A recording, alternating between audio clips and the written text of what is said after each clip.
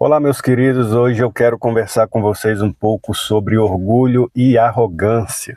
Nós estamos na igreja fazendo alguns estudos no livro de Daniel e nós aprendemos com as vidas de Nabucodonosor e de Belsazar, reis, que eram reis, né? Como que uma vida de orgulho e de arrogância não agradam a Deus. Vou ler aqui uma passagem em Daniel 4. Vou ler por questão de tempo, não vou ler tantos versículos aqui, mas eu vou ler a punição de Deus sobre Nabucodonosor e a punição de Deus sobre Belsazar, esses dois reis.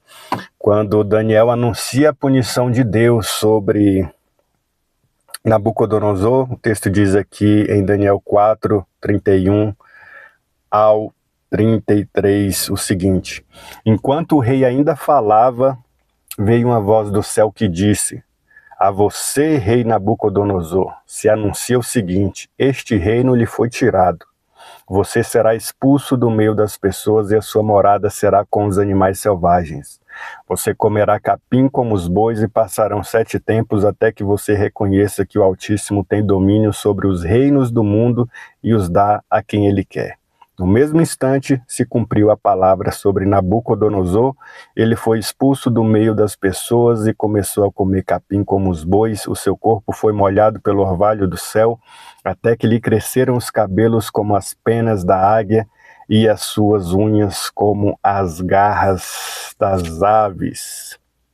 Depois de tudo que aconteceu com Nabucodonosor, e Nabucodonosor recobra a consciência e a sua mente começa a trabalhar da forma normal, ele reconhece que precisava ser punido por Deus por causa do seu orgulho. Lá no versículo 37, Nabucodonosor, agora, depois do seu castigo, ele diz o seguinte: Agora eu, Nabucodonosor, louvo e engrandeço e glorifico o Rei do céu, porque todas as suas obras são verdadeiras e os seus caminhos são justos.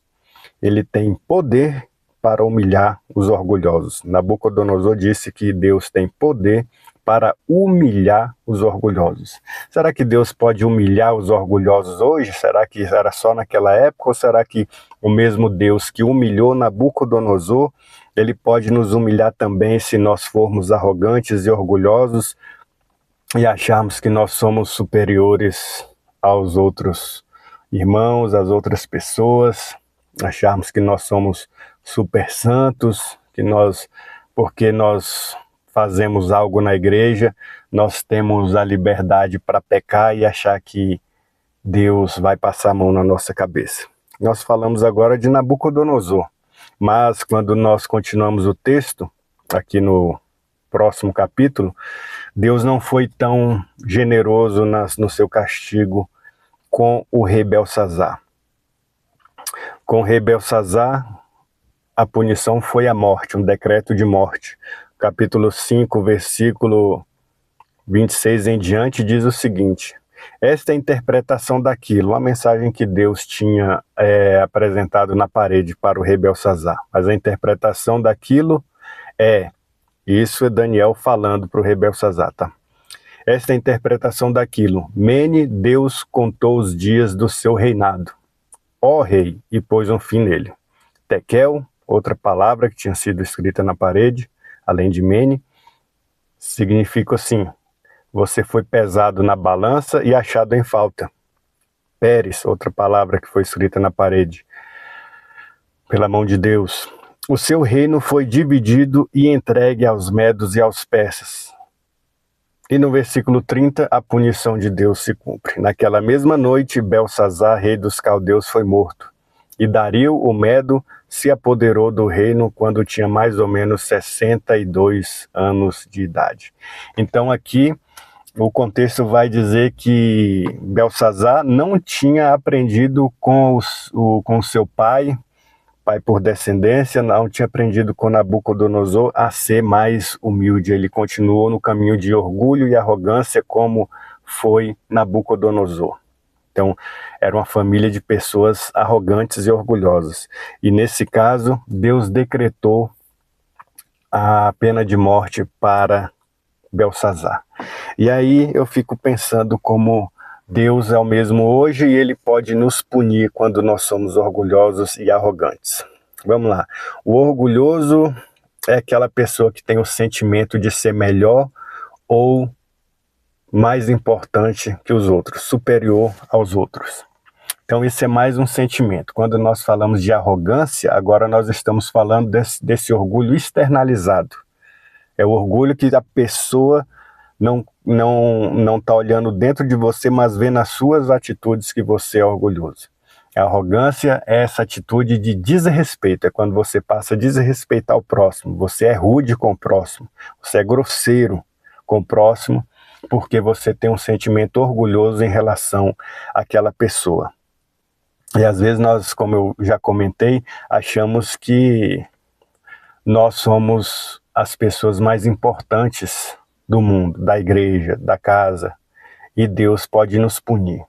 São muitos os casos de pessoas que pensam assim: eu sou o melhor pregador, então os outros pregadores da igreja são inferiores. A minha palavra é a melhor, meu sermão é o melhor, e ele se acha mais importante que os outros. Outros, talvez, muitos casos no louvor, né? Eu toco demais. Pense numa pessoa boa de violão, de guitarra, de teclado, um instrumento que você achar aí, o contrabaixo, eu sou melhor. Eu toco demais. Aqui nessa equipe de louvor não tem para ninguém. E a pessoa se acha superior aos outros. Ela acha que não precisa nem de ensaio. É aquela pessoa que ela quer chegar até domingo na hora do culto e tocar, não quer ensaiar com os irmãos, quer ensaiar de qualquer jeito, é uma bagunça, mas ele se acha superior. É a pessoa que se acha superior aos outros. Todo mundo toca menos que ele. O cantor acha assim: esse louvor só vai para frente se eu cantar, se eu estiver ministrando. Se for outra pessoa, o culto não vai ser bom, o culto vai dar ruim aí. Deus não vai receber o louvor dos irmãos. Quando na verdade a equipe de louvor é só para conduzir a igreja à adoração. A equipe de louvor não é destaque de nada, não. A equipe de louvor é para orientar as pessoas ali num louvor congregacional, ajudar a igreja a adorar a Deus. O destaque do momento de louvor não é a equipe de louvor. Não sei de onde é que criaram isso, que a equipe de louvor tem que ser mais importante aí do que as outras pessoas, tem que ser destaque no culto. Nem o pregador tem que ser destaque no culto. Quando o pastor, o pregador estão ali entregando a mensagem, o destaque é a palavra de Deus, não é o pregador. Quando nós estamos pregando, nós estamos repassando a mensagem que Deus deu para o povo, para a igreja. E a mensagem serve para o pregador também. Quando nós estamos preparando a mensagem, a cobrança, em primeiro lugar, está sobre nós, porque nós temos que viver aquilo que nós vamos pregar lá no púlpito. E, infelizmente, o orgulho tem feito com que a gente ache que o nosso ministério é licença para a gente pecar. As pessoas acham que porque tem alguma função na igreja, Deus só se importa com aquela função e não se importa com a vida que aquela pessoa leva. Então essa pessoa se enche de orgulho por ser, entre aspas, importante na igreja, e ela, em uma atitude de arrogância contra Deus e o próximo, ela até peca e acha que Deus vai entender o pecado dela. Não, mas Deus entende o meu pecado. A carne é fraca e eu posso viver no pecado porque eu já faço tal coisa para Deus na igreja. Eu sou importante, eu canto bem, eu prego bem, né? Eu sou um excelente pastor, um excelente ministro, um excelente qualquer coisa aí que você faça na sua igreja. E isso é muito perigoso. O orgulho, ele tenta fazer com que nós possamos ter essa licença para pecar, porque nós temos uma visão muito grande de nós mesmos, quando na verdade nós temos que ter uma visão menor de nós mesmos. Nós somos nada diante de Deus.